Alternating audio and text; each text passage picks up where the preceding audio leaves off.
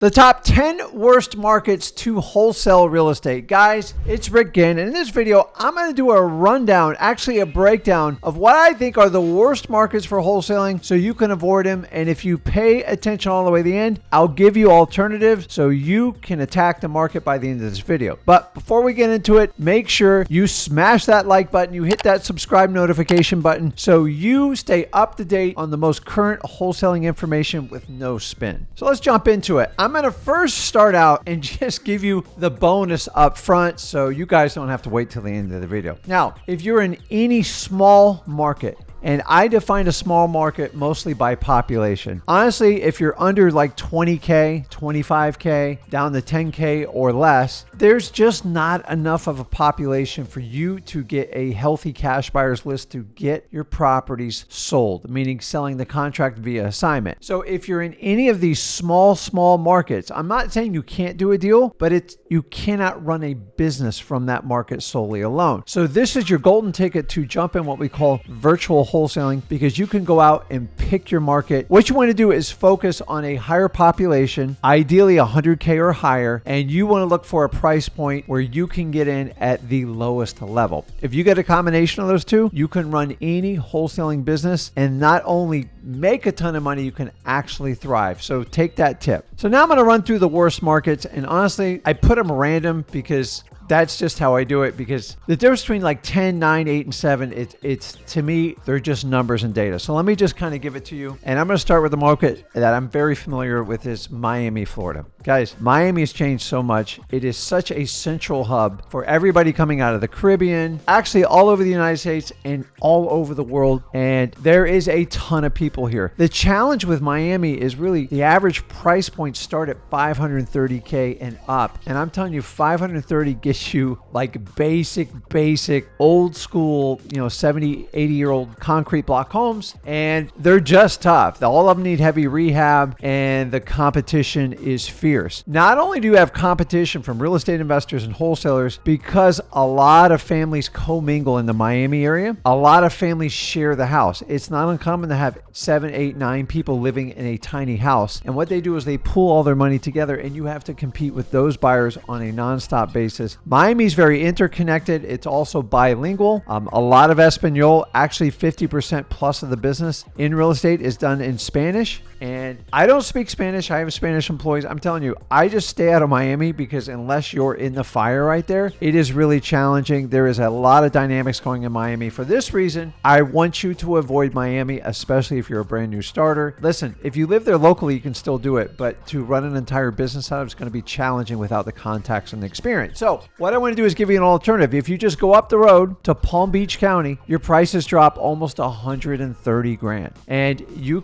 can push all the way north from there, and you've got to find those areas just outside of that giant Miami-Dade metropolitan area, because honestly, the competition is so fierce there. It's not wholesalers, guys. It's all cash buyers internationally, and that's the reason I want you to avoid that one. Coming to the next one's an obvious one, which is New York City. It's almost $718,000 is the average price point. The city has a lot of challenges. It's very established. I don't need to go over in detail with it. It's just one of the first established cities on the East Coast, and there is a long history of real estate being bought and sold there, and there's very little land left. So this drives up prices. Amongst other things with politics, everything else, New York City is just not a great place to start. So if you're in that area, you can shift over to Rochester, New York. The average price point is $153,000 with a very healthy population. That's where I would move my business if I was in New York City. Okay, the next one, we're coming in on the Windy City, which is Chicago.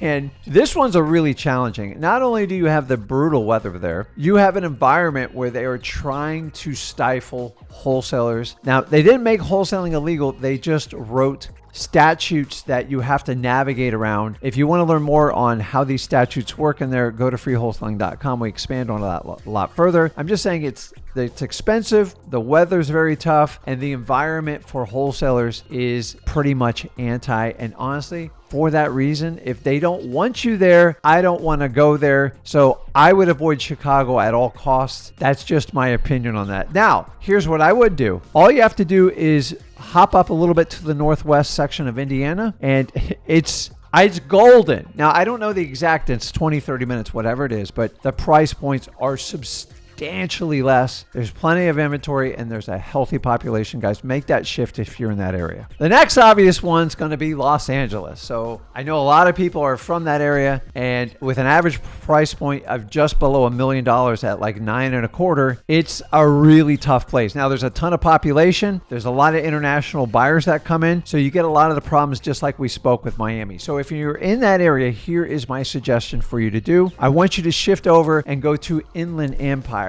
The price is cut 55% below that. You come in an average price of around $438,000. That's a lot healthier starting point than $1 million. Make that shift in your LA area. And then the next fun one on the West Coast, while we're over there, let's talk about it. Seattle. Guys, Seattle's just expensive. There's no other word for it. So it's just under $800,000 is the average price. And that's going to be a tough entry point for you to enter in as a new wholesaler. And it's not the best environment for wholesaling. I'm just not a big fan of an $800,000 starting price entry. And if you're just starting out wholesaling, that's going to be like brutally challenging to do that. So what I'd like you to do is shift over to Aberdeen, Washington. The average price point drops to $250,000. Guys, I'm going to give you the worst market, but what I'm trying to do is give you an alternative if you're stuck in that market so you can make that shift. And remember, you always have the ability to do virtual wholesaling. You pick the market. Coming in at an obvious next one is Washington, D.C. Now, this is a highly, highly populated area with very coveted real estate, approaching the $650,000 range. And guys, I just don't like, it's hard there. I mean, townhouses, condos, everything's super expensive. You have the center of our government there. And for that reason, I would definitely avoid it as much as I can. One of the little tricks on doing it is going over to try Prince George's County. I know it's somewhere near there. It's just under $400,000. At least you got a shot at those numbers. But in the mid sixes is a tough point, and the population there's so much fierce competition, and it's mostly going to be realtors and cash buyers. It's not even wholesalers. So make that change if you're in the DC area. The next one's a little bit different is Albuquerque. I'm like, what are you talking about Albuquerque? Like, honestly, I have never met a wholesaler that has been successful in Albuquerque.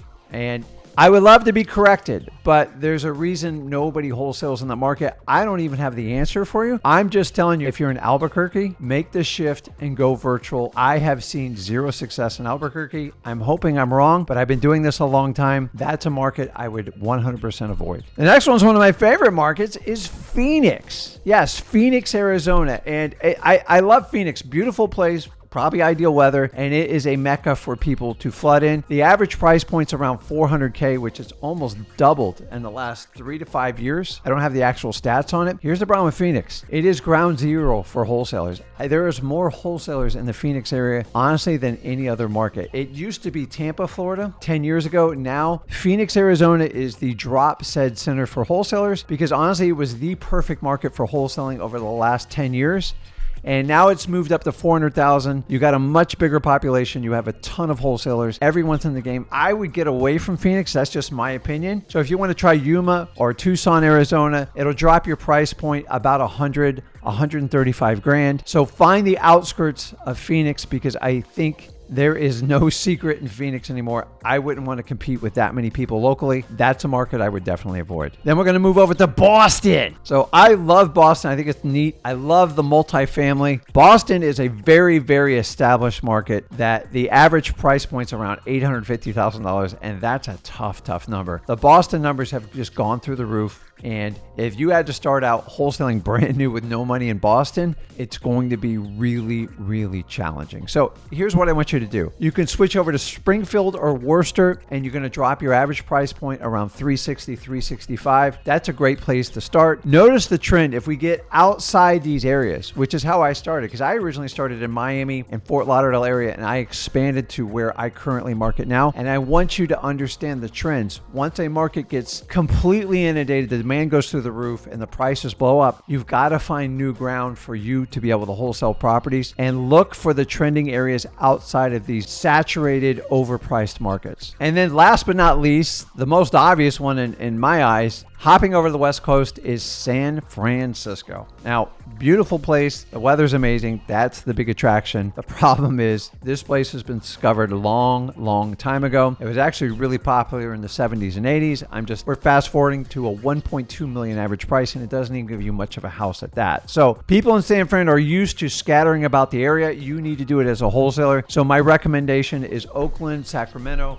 That's going to knock your price down almost in half, if not below, anywhere from 450 to like 690, 695. San Fran's really, it's just really tough. You cannot start at $1 million plus houses as a new wholesaler, especially if you don't have any money. Guys, avoid that area. So in the end, guys, understand you make the decision on which markets to pick. Now, if you're in San Fran or you're in Boston or you're in LA, I'm just here to tell you, always be active in your local market, have your eyes peeled and talk to people, but go ahead and choose a virtual market where you have a healthy population. I like 100 grand or more, and where you have a great low average price of a home. I like under 450, and honestly, if you go down to like 200, 220, those are where the starter homes are. Those are where the value is, and that's where the money's going to move. So guys, let me know in the comments, which of these worst markets are you stuck in, or are you having success in this market? Can you share it with us? And let me know, because this is my opinion, but I've backed it up with data and the trends. So I want you guys to be successful. I don't want you starting a market where you have little to no shot, especially if you have little to no money. So I tell you what, I promise you I'll do a video on the 10 best markets. I will follow it up with this video shortly. And if you like this information, do me a favor, make sure you smash that like button, hit that subscribe notification button so you can be informed when the latest and best wholesaling news drops on you. Guys, this is Rick Ginn, and I'll see you in the next video.